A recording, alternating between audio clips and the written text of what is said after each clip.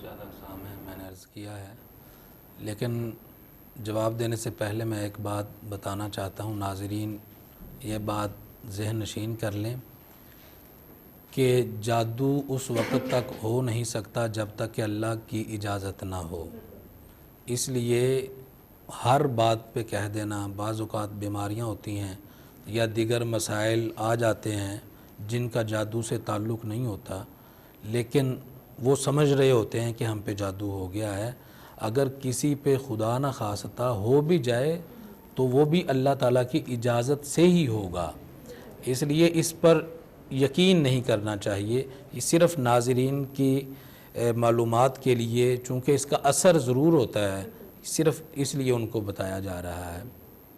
پہلی قسم میں نے بتایا کہ سحر تفریق، جو دو لوگوں کے درمیان جدائی ڈالنے کے لیے کیا جاتا ہے، میاں بیوی کے درمیان جدائی ڈالنے کے لیے، اور جو ہاروت اور ماروت کا ذکر ہوا ہے وہاں بھی یہی وجہ بیان کی گئی ہے کہ ان لوگوں کا کام یہی تھا کہ وہ جادو کیا کرتے تھے اور اس کے ذریعے میاں بیوی کے درمیان جدائی ڈال دیا کرتے تھے۔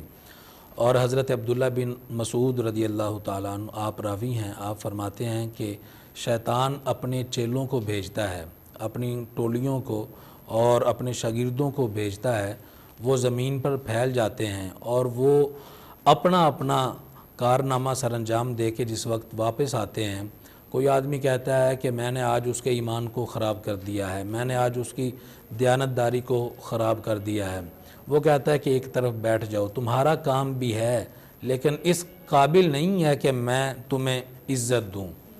اس کے نزدیک عزت والا کون ہوتا ہے؟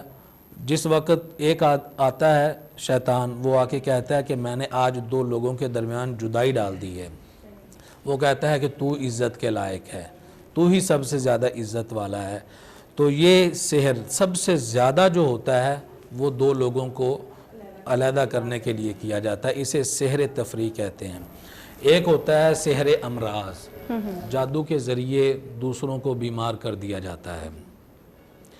اور پھر جیسے حضور علیہ الصلوۃ والسلام ہے، آپ کے پر جو جادو ہوا تھا اس کو سحر امراض نہیں بلکہ سحر تخیل کہنا چاہیے۔ سحر تخیل وہ ہوتا ہے کہ جس میں خیالات کو منتشر کر دیا جاتا ہے، انسان نے کوئی کام کیا نہیں ہوتا لیکن اس کو وہم ہونے لگ جاتا ہے کہ میں نے یہ کیا ہے۔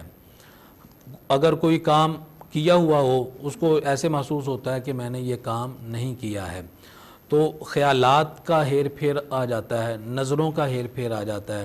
جیسے قرآن کریم کا ایک اور مقام ہے، جس وقت حضرت موسیٰ علیہ الصلوۃ والسلام کو اللہ تعالیٰ نے فرعون کی طرف بھیجا تو وہاں کے لوگوں نے یہ کہا کہ یہ جادو ہے، اور آپ کا مقابلہ کرنے کے لیے انہوں نے مختلف جگہوں سے جادوگر بلائے، اکٹھا کیا، اور جس وقت مقابلے کا دن آیا تو انہوں نے کہا کہ اے موسیٰ تم پھینکتے ہو، یعنی تم اپنا کوئی کارنامہ دکھاتے ہو یا ہم اپنا دکھائیں؟ تو آپ نے فرمایا کہ نہیں، پہلے تم دکھاؤ۔ جس وقت انہوں نے اپنی رسیاں پھینکیں وہ سبھی کی سبھی سانپ بن گئیں، اسی طرح سوٹیاں پھینکیں وہ بھی سانپ بن گئی، اتنی کثیر تعداد تھی کہ ہزاروں میں ان کی تعداد تھی۔ تو حضرت موسیٰ علیہ الصلوۃ والسلام کو اللہ تعالیٰ نے پھر حکم دیا کہ اے موسیٰ اب تم اپنا عصا پھینکو۔ جس وقت عصا پھینکا وہ جتنی بھی سانپ بنے تھے ان سب سانپوں کو وہ نگل گیا۔ تو جس وقت ان جادوگروں نے دیکھا، انہوں نے تو یہ سحر تخیل کیا تھا کہ لوگوں کے خیالات کو بھٹکا دیا تھا، جو حقیقت میں نہیں تھا وہ لوگوں کو دکھا رہے تھے۔ تو جب حضرت موسیٰ علیہ الصلوۃ والسلام نے ان کی ساری چیز کو ختم کر دیا، وہ جان گئے کہ اس میدان میں ہم ماہر ہیں، ہمارے جو سانپ یہ بڑا سانپ نگل گیا ہے، یہ عصا تھا پھر بعد میں اتنا بڑا اژدہا بن گیا ہے، تو اس کا تعلق جادو سے نہیں ہے، یہ اس کا تعلق معجزات سے ہے۔ تو انہوں نے اسی وقت کہا کہ ہم موسیٰ علیہ الصلوۃ والسلام اور حضرت ہارون علیہ الصلوۃ والسلام کے رب پر ایمان لاتے ہیں۔ اسی طرح جس وقت حضور علیہ الصلوۃ والسلام پہ جادو کیا گیا تھا، آپ کے بھی خیالات کو منتشر کر دیا گیا تھا۔ ایک کام ایسا جو آپ نے نہیں کیا ہوتا تھا، آپ محسوس کرتے تھے کہ میں نے یہ کام کر لیا ہے۔ جس وقت چند دن گزرے تو آپ لیٹے ہوئے تھے، دو فرشتے آئے، ایک نے آگے کہا کہ اس شخص کو یعنی نبی علیہ الصلوۃ والسلام کو کیا ہوا ہے؟ تو دوسرے نے کہا کہ ان پر جادو ہوا ہے. تو اس نے کہا کہ کس نے کیا ہے؟ دوسرے نے کہا کہ لبید بن عاصم نے کیا ہے. کس چیز پہ کیا گیا ہے؟